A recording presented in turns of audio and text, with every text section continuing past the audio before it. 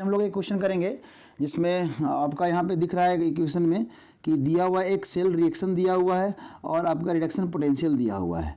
तो आपको पूछ रहा है determine the equilibrium constant. Equilibrium constant का वैल्यू आपको निकालना है।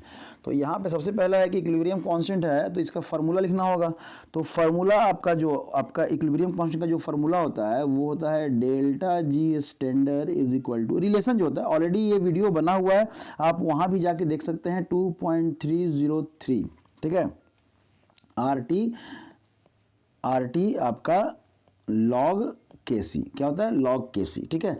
ये आया कहाँ से, तो ये अब बता दें कि नस्ट इक्वेशन जब हम लोग पढ़े थे कि delta G equal to delta G standard plus आपका आर टी आपका लॉग प्रोडक्ट का कंसंट्रेशन अपॉन क्या होता है आपका रिएक्टेंट का कंसंट्रेशन, ठीक है।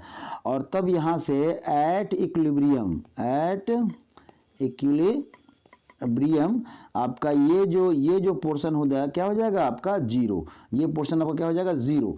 तो आप लिख सकते हैं zero equal to delta G not plus R T और लॉग।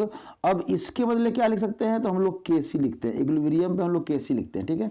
क्योंकि केसी का जो वैल्यू है ऑलरेडी हम लोग को जानते हैं कि प्रोडक्ट का कंसंट्रेशन अपॉन रिएक्टेंट का कंसंट्रेशन। समझ में आया। चलिए, तो ऑलमोस्ट हमारा ये इक्वेशन आया हुआ है। अब इसी इक्वेशन के साथ हम लोग आगे बढ़ेंगे। ये रिएक्शन अगर इक्वेशन के बारे में समझना है कैसे है तो डिटेल में आपको वीडियो मिल जाएगा, वहाँ पे ध्यान देंगे। चलिए आगे बढ़ते हैं हम लोग क्वेश्चन में। तो इसको लिख सकते हैं हम लोग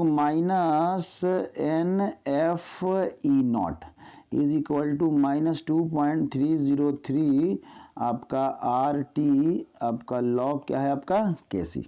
यहाँ तक में कोई दिक्कत नहीं। अब है कि यहीं पे आप लोग है ना वैल्यू रख दीजिए। अब जब वैल्यू रख देंगे तो जो वैल्यू आएगा वही आपका आंसर रहेगा। तो अब इस इक्वेशन से सबसे पहले तो ई स्टैंडर्ड निकाल लें। तो इसको आप इधर लेके चले जाइए, ठीक है। इसको आप कहाँ लेके चले जाइए, इधर लेके चले जाइए। तो ई नॉट इज इक्वल टू आपका 2.303 आर टी आपका लॉग केसी अपॉन क्या हो जाएगा NF हो जाएगा। चलिए यहाँ से अगर हम लोग देखें तो 2.303 निकालना क्या है हमको, केसी निकालना है। तो सबको इधर लेके आना था ना, सबको इधर लेके आते हैं।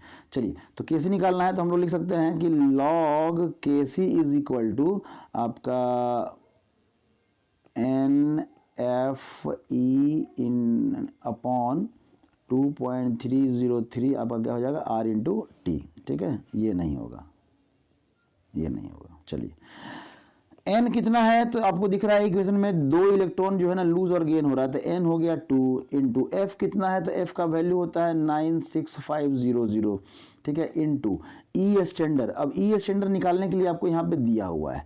चलिए ई स्टैंडर्ड ऑलरेडी हम लोग को निकालने आता है कि ई स्टैंडर्ड अगर निकालना हो तो ई स्टैंडर्ड कैथोडिक माइनस ई स्टैंडर्ड क्या होता है एनोडिक, ठीक है। तो यहाँ पे कैथोडिक कौन होगा, एनोडिक कौन होगा। तो ऑलमोस्ट आपको लिख रहा है कि यहाँ पे Zn का जो हो रहा है, Zn का जो आपका हो रहा है यहाँ पे Zn का क्या हो रहा है ऑक्सीडेशन हो रहा है। Zn का क्या हो रहा है ऑक्सीडेशन, और ऑक्सीडेशन कहाँ होता है एनोड पे। और कॉपर का क्या हो रहा है रिडक्शन, और रिडक्शन कहाँ होता है कैथोड पे। तो कॉपर वाला जो है ये कैथोड है।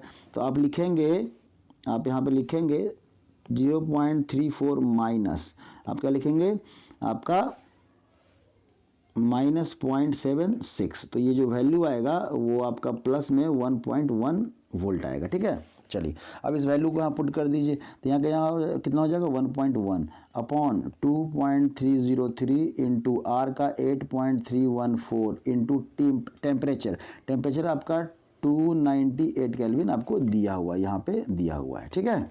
चलिए अब ये हो गया। अब यहाँ से जो कैलकुलेट करेंगे तो आपका अप्रोक्सीमेटली जो वैल्यू आएगा लगभग उस चीज़ को समझिएगा। वहाँ पे वैल्यू आपको एग्जाम में दिया रहेगा, और नहीं तो आप इसको जो है ना कंपेरिजन करके या इतना भी करके छोड़ सकते हैं तो भी कोई दिक्कत नहीं रहेगा। समझ में आ रहा है। ये जो वैल्यू आएगा आपका 2 इंटू 1.1 अपॉन आप कैलकुलेट करके 0.059 और इंटू आप इसको इक्वल करके लिख सकते हैं आप। इसको सॉल्व करेंगे तो आपका इतना वैल्यू आएगा इक्वल टू, ये लगभग आपके 37.29 के बराबर आएगा। और यहाँ से आप केसी का जो वैल्यू निकालेंगे तो log KC is equal to आपका